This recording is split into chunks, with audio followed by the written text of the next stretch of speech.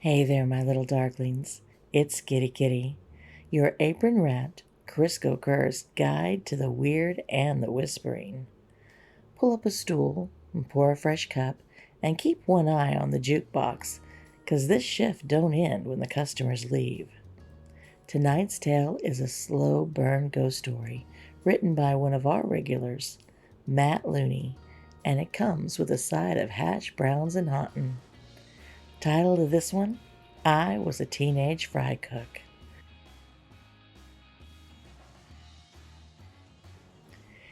Eli Harris pulled his hoodie closer around him as he hustled down Denton Street, his breath fogging in the cold air. He wasn't going to be late for work, but it was going to be close, and he wanted to make a good impression on his first day.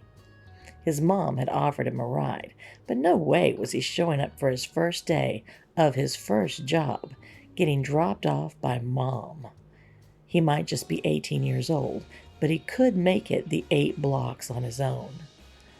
The neon sign of the Ashford Diner buzzed ahead in the distance, its pink and blue glow flickering softly in the night.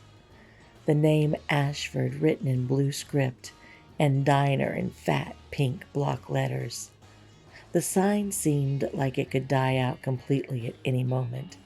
The big A in Ashford had already given up the ghost. With 2 minutes to spare, the bell over the door jingled as he stepped inside. Warmth hit him immediately, along with the smell of grease, coffee, and the faint, sugary scent of pie. The same comforting smells he remembered from his very short interview. Not so much an interview, really, as his family having lunch there, and his dad asking the waitress if they needed any help because his son was looking for a summer job, which was news to Eli.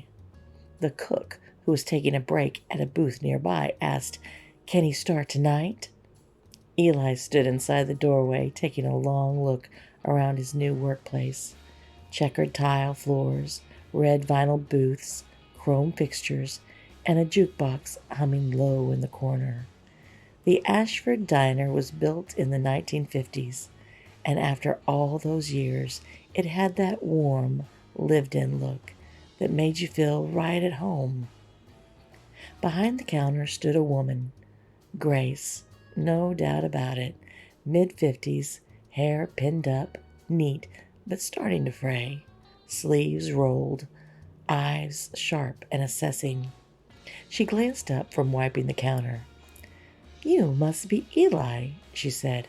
"Yes, ma'am," Eli replied, stepping up to the counter, nerves jangling. "First night."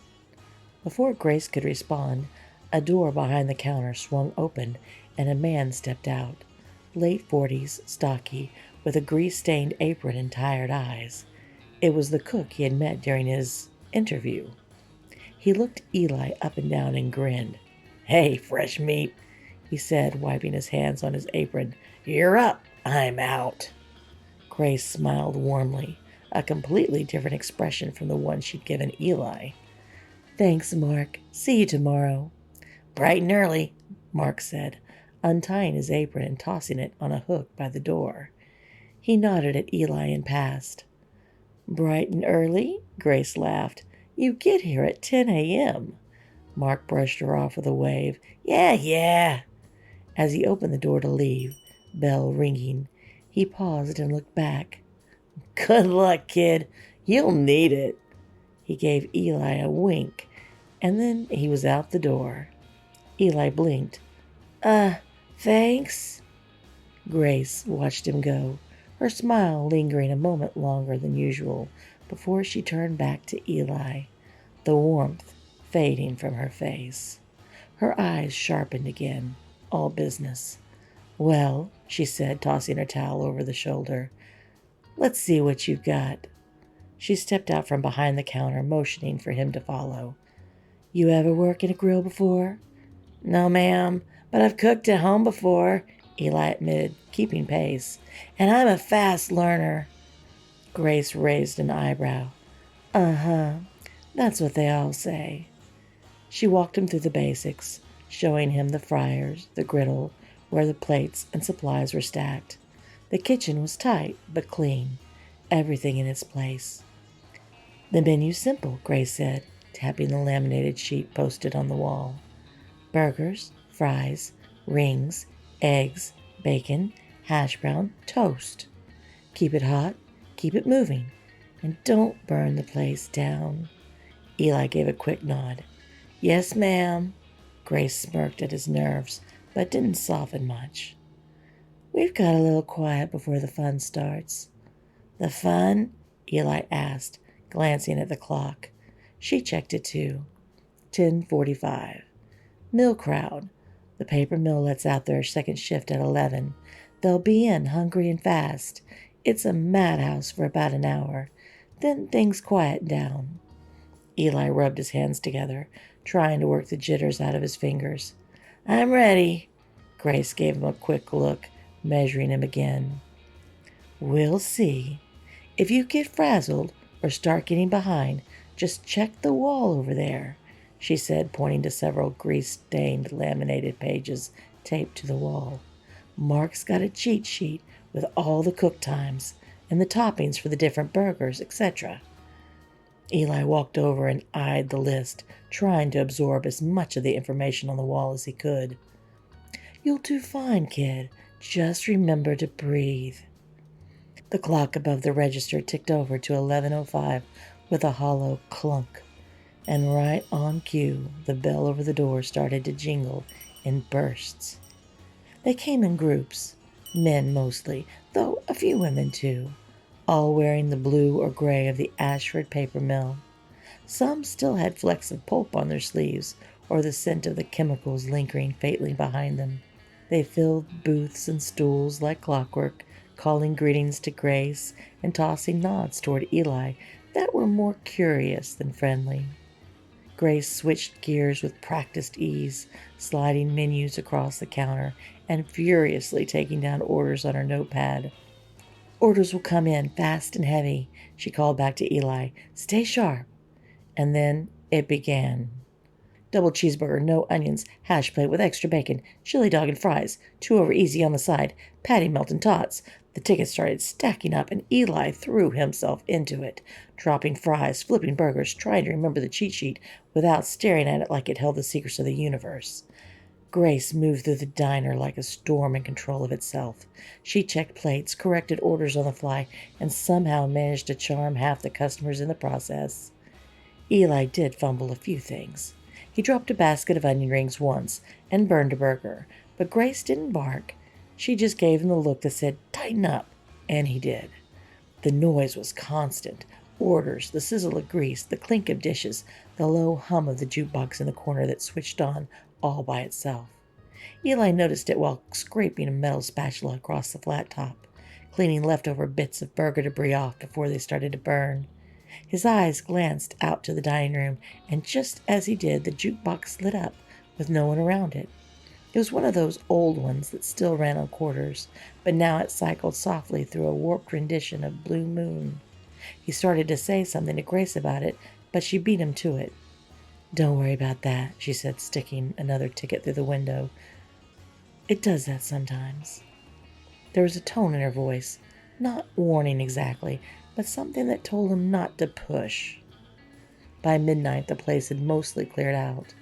A few stragglers lingered over pie and coffee, but the energy had shifted. Something about the way people started checking their watches, the way they all said, "keep it," when they settled up rather than waiting for Grace to come back with change, the way the chatter died down all at once. Eli stepped out from the kitchen, wiping his hands, and glanced around. As fast as they came in, they were gone equally as fast. Grace was topping off a sugar dispenser. She didn't look up. "You did good, kid," she said. "Mill crowd's the worst of it." Eli smiled, wiping sweat from his forehead. "Thanks. Thought I was going to drown for a minute there." Grace didn't smile back. She simply said, "Don't worry, you'll get your chance. The night's just getting started." The clock above the register ticked to 12:27 with another dull clunk, and the bell over the front door jingled once, soft, almost polite. Eli looked up, just as an older man stepped inside. Tall, thin, in his late 70s or early 80s maybe. He wore a brown suit with a fedora tucked low over thinning white hair. His shoes were polished, and a folded handkerchief peeked neatly from his breast pocket. Everything about him looked deliberate. He definitely wanted to look good for someone. Grace didn't greet him, not really. She just glanced up and gave a nod, the same way you might acknowledge a regular who didn't want to talk. The man nodded back, slow and solemn, and walked the length of the diner without a word. He slid into the third booth from the back, facing the jukebox, and folded his hands on the table. Eli watched him for a moment, then turned back toward the kitchen, ready to start prepping for his order. He glanced over at Grace. She made no movement toward the new customer at all. Eli slowed for a moment to see if she would go take his order. Nothing. He pushed open the saloon-style door, still looking back and forth between them. By the time he made his way back around to the grill, she was waiting for him at the window. "He's not here for food," she said. "So he just likes the late-night atmosphere?" he asked. That's when the jukebox came to life. No one touched it. The lights flickered, not bright but soft, honey yellow and rose. A scratchy hum buzzed through the speaker before the music drifted out, slow, dreamy, like it had been pulled from another time. Smoke gets in your eyes. The vocals were tinny. The melody warbled as if the record were water damaged, and the jukebox was trying to remember how to play it. Eli's eyes were wide. Grace?" "Just let it be," she said, turning back to her crossword puzzle on the counter. Then she appeared. A girl, late teens, maybe early 20s. She wasn't there, and then she was, standing near the jukebox in a faded blue dress with white trim and a pleated skirt that swayed gently with her motion. Her black hair was curled at the ends, and her lipstick was bold, a perfect red. She spun slowly, her arms raised just slightly, like she was dancing at a prom no one else could see. Her shoes didn't make a sound on the tile. Eli's mouth went dry. He exited the kitchen and stood next to Grace, his eyes not moving from the jukebox girl. Grace was still focused on the crossword. Eli gave her a quick tap, tap, tap with the back of his hand, nodding furiously at the spectral figure. She ignored him. The girl kept dancing. One turn, then another. Her eyes were closed, her expression soft, dreamy, almost sad. She didn't look around at the diner, didn't acknowledge the old man watching her from the booth. But he watched her, hands still folded, eyes locked on her every move, like he was afraid to blink and miss a moment. The song wound down. The girl turned one last time, slower now, her dress settling against her legs. The lights in the jukebox dimmed, and the soft buzz faded. She blinked just once and vanished. The old man stood, placed his hat gently on his head, and walked to the door. He gave a small nod towards Grace, and then left without a word. Eli stared after him, still gripping Grace's arm harder than he thought. "You can let go now," she said, wincing a little. "Oh, God, sorry," he said, releasing her from his grip. He turned to look at the door for a few more moments, and when he could speak again, he asked, "Oh, what the hell was that?" Grace didn't look up. "Someone who liked to dance," she said, "and someone who likes to watch her." "That's it?" he asked, eyes wide. Annoyed, she looked up from her crossword, knowing it was time for the talk.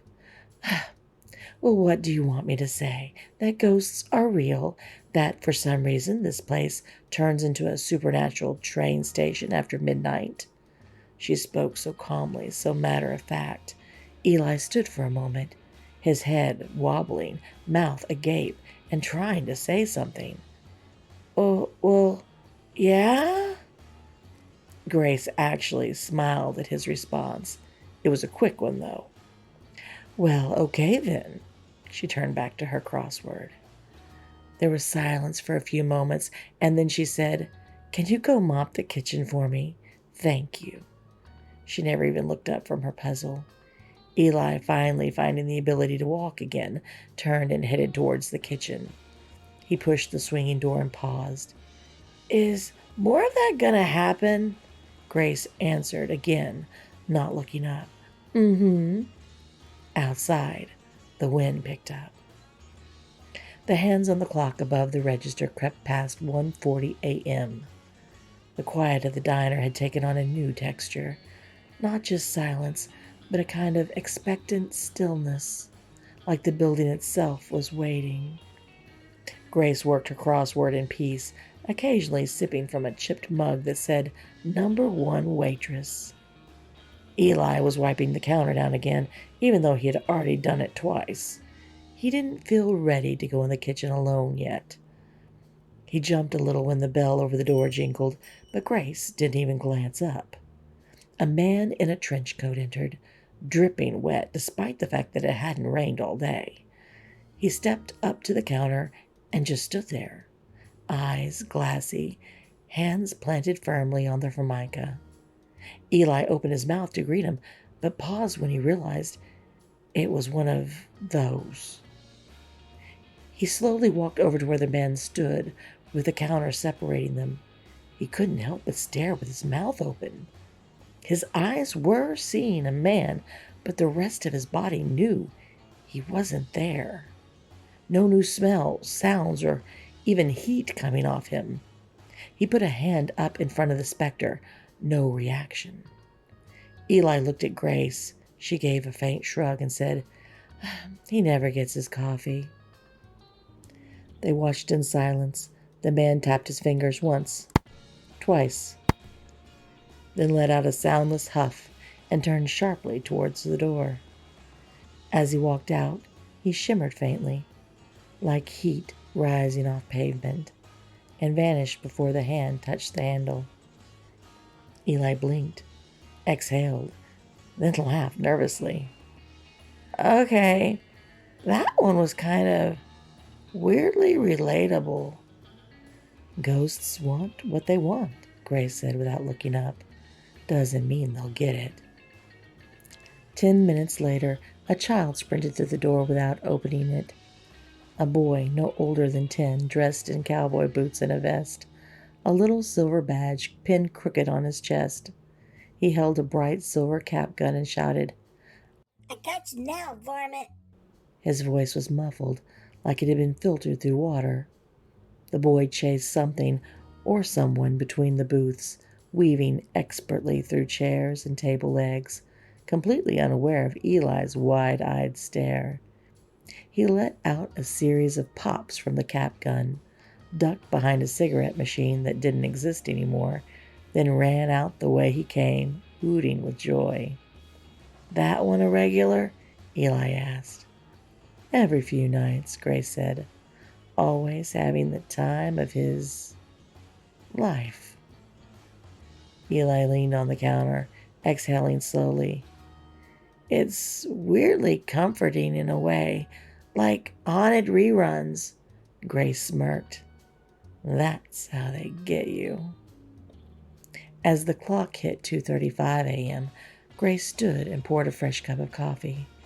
She didn't say anything, just filled the cup, added 2 sugars and a splash of cream, topped it with a travel lid, then set it down on the counter beside a napkin. There was no customer. Eli blinked. You expecting somebody? Grace didn't look up. It's for Dan. Dan? She gave a small nod towards the parking lot. Outside, headlights cut through the early morning haze. A long green bus, faded lettering on the side, reading R.S. Transit Company, pulled up and idled, taking up several spots in the second row of parking. The door hissed open, and a figure stepped off. Tall, lean, maybe early 40s. He wore a transit uniform and a calm, measured expression. He stepped into the diner like he had done it 100 times before, gave Grace a nod and a smile, and reached for the coffee. She gave him a half smile. "You're late." "Hey, I'm running heavy tonight," Dan said. "Also had a passenger that didn't want to get off." She gave him a knowing look, then gestured towards Eli. "New cook, Eli." Dan turned and smiled. "Eli, huh? Enjoying your first night?" Eli nodded. "It's been pretty eventful." Dan took a sip and smiled. "Yeah, I can imagine. I've only been driving this bus for about a year, so I remember what first nights can be like." He turned towards Grace, gave her a quick wink and a cheers motion with his coffee cup. "Thanks, Grace." He turned towards the door and was gone. The green bus hissed, pulled away, and disappeared down Denton Street into the night. Eli stared after it. "I didn't know Ashford had a nighttime bus route. Is he the only one?" he asked. Grace nodded. "The one and only."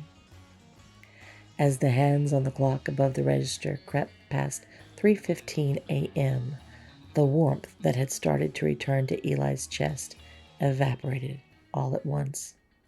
It wasn't cold this time, it was something else, like something in the air had curdled. The light in the pie case flickered. The radio let out a soft hiss of static, then cut off entirely. Eli turned and froze. The man was already there. He sat alone in the last booth on the left, hadn't come through the door, no bell, no footsteps. He wore a long coat and a wide-brimmed hat pulled low. Hands on the table, back to the kitchen, no visible face. Just mass, just presence. Eli didn't say anything at first. He just stood there, trying to piece together how long the booth had been occupied. He hadn't looked away that long. Grace didn't greet the man, didn't even look. "Don't talk to him," she said. Eli turned to her. "Is he a—" "Don't walk over there. Don't acknowledge him. Don't even look at him too long." Eli blinked. "But—" Grace sighed and waved him over. "Come here, kid." She took a sip from her mug. "Most of the spirits in this place, they're residual. Do you know what that means?" He shook his head. "They're like echoes, moments stuck in a loop. No thought behind the actions anymore. You leave them alone, they leave you alone." Her voice changed, flat and cold, eyes glancing over at the spirits in the booth. "That one's not residual." Eli frowned and took a cautious step forward. "Then what is he?" Grace didn't answer. The overhead light above the booth flickered once. "He knows we're talking about him," she said. Eli turned slowly back to the ghost in the booth. There was something about this man, this thing made of shadow that pulled at him. He couldn't help it. He started slowly down the row of booths, his sneakers squeaking slightly on the tile. "Hello, sir?" he asked, gently. "Are you all right?" No response, but Eli did hear something. Not words, not breathing, just movement. Wet, heavy, almost too low to be a sound at all, like breath caught underwater. "Sir?" He took one more step. Whispers brushed his ear, close and breathless. He whipped his head around to see nothing. The man in the booth moved, barely, just a twitch. A shift, a tilt of the hat, revealing no more of his face, but suggesting he was listening. Eli backed away slowly. His heart pounded in his chest, and then the light above the booth popped, bursting glass across the table in a sharp crack that echoed across the diner. Eli flinched, stumbling across the far counter. Grace's voice cut through the tension. "That's enough!"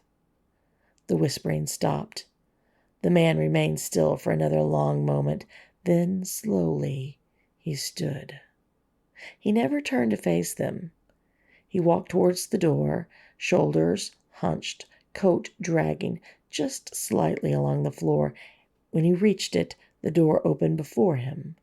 No hand touched it. The bell refused to ring for this patron. It just clanked one time dully. The door shut gently behind him. Eli stood frozen, breathing shallow. Finally, he rushed to the door and flung it open. The parking lot outside was still and empty. Just a flickering of the neon sign and the smell of something old and wet. He closed the door and turned. Grace stood near the counter, holding out a broom and dustpan for Eli. "You get to clean it up." "What was that?" he asked, grabbing the items from her absently. "That's one of the ones you don't mess with," she said. "I've never felt anything like that," Eli said. Her stern face finally broke. "Look, there's some rules you're gonna have to follow if you want to work here. The first rule is always listen to me. The second rule is don't interact with the special customers." She used the air quotes for emphasis. "Like I said before, most are just old movies playing in the background. Like the girl who was dancing by the jukebox," Eli said, walking over to clean up the glass. "Like the dancing girl, exactly," Grace said. "But their energy, or whatever, seems to draw in other spirits too. The interactive kind. You do not want to interact with them. I've never seen it go well." "Like how?" Eli asked, sweeping debris into the dustpan. "Busted light bulbs, for one," she gestured towards him. "But it escalates, too. I've seen chairs flip over and almost hit customers. And I've seen forks fly off the tables and embed themselves into the wall." "Seriously?" he asked, standing up, the dustpan full of broken glass. "Seriously. Look, as long as you let them be, they generally leave you alone. I don't want to see it get any worse, so let's just stick to that program, yeah?" "Yeah, I got it," Eli assured her. She eyed him for a few moments. "Still want to work nights?" she asked. He hesitated, then nodded. "Good," Grace said, making her way back around the counter, her crossword now finished. She pulled out a Sudoku book from under the counter. Eli looked thoughtful for a moment, then walked over to the counter near Grace. "The dancing girl from earlier." "Mm-hmm," she said, rifling through the pages of her Sudoku book. "Was that his wife or, daughter?" he asked, smiling a bit. "The old man's, I mean." She looked up from her book and sighed. "Yes, it's his wife. She died over 5 years ago, and every night she comes in here and dances. Somehow he figured it out and has been coming here every night to see her for almost that long. I think this is where they met." Her eyes began to water. "That's amazing," Eli said. "Yes, it is. Now shut up and go wipe something down," she said, wiping her eye and going back to her Sudoku. He smiled and headed back to the kitchen. The clock read 5:32 a.m. The diner had gone still again. No jukebox music, no ghost cowboys or shattered light bulbs, just the buzz of the overhead fluorescents and the occasional clink of Grace rinsing out coffee pots behind the counter. 2 college students had come in around 4 a.m. in desperate need of some grilled cheeses and caffeine, but other than that, it seemed as though Eli's first shift had seen all the action it was going to. He had spent the last 30 minutes loading up the cooking station with all the ingredients for the morning rush. Now Eli sat in one of the booths near the front, too wired to be tired, sipping a lukewarm cup of coffee that had been poured mostly out of habit. Grace slid into the booth across from him, cracking her knuckles and letting out a sigh that came from somewhere deep in her spine. "You did all right, kid." "Thanks," Eli said. "I'm still trying to decide if I hallucinated half the night or not." "You didn't," Grace said. "Believe me." They sat in silence for a moment, listening to the world outside start to wake up. Then Eli noticed her, a girl, standing just outside the front door. She looked about his age, maybe a year or two older. Her hair was done up in a careful twist, and she wore a soft green dress with a high waist and white gloves, like something out of an old photograph. A purse dangled from one arm. Her eyes were just looking into the diner, hopeful, searching. Eli leaned forward slightly. "Grace?" Grace didn't even turn around. "That should be the last one of the night." Eli watched her for a few moments. "She's not coming in?" Grace shook her head. "Never does. Just stands there. Been doing it as long as I've been here. Pretty girl. Sweet face. I think she's looking for someone." Eli watched the girl's face. There was no sadness in it, no fear, just a quiet kind of hope. "Has anyone ever—" His question trailed off. "Ever what?" Eli stood. He walked slowly toward the door, heart thudding, although not from fear this time, but from the weight of possibility. The girl did not acknowledge his existence. She just kept looking into the diner.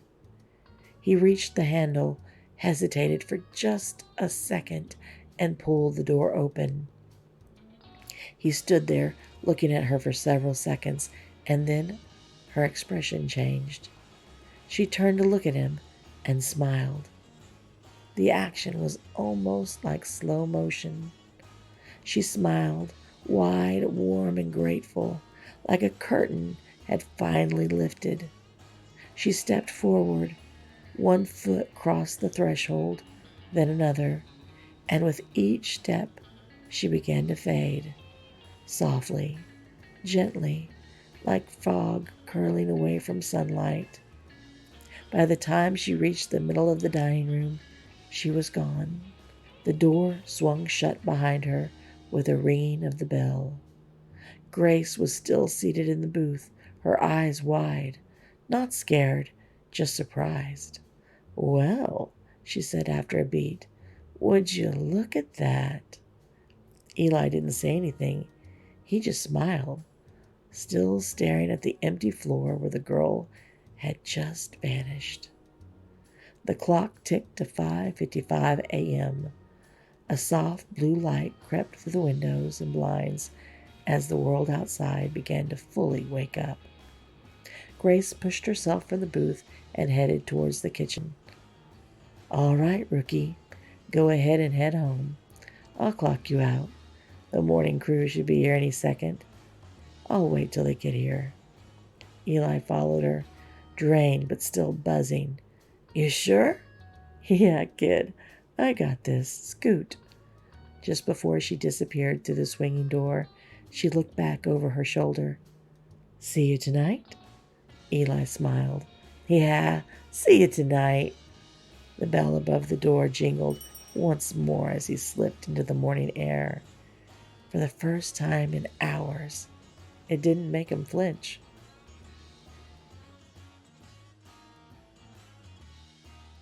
If you're ever out past midnight and find yourself near a rundown diner with a busted neon sign and a jukebox that hums without quarters, maybe keep on driving.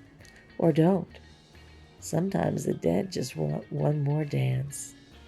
Thanks for stopping by Dead Time Stories, guys. If this one gave you goosebumps and a craving for 2-day-old pie, give it a like, drop a comment, and tell me, what's the strangest job you've ever worked? Sweet dreams if you can find them, and I'll see you here next time.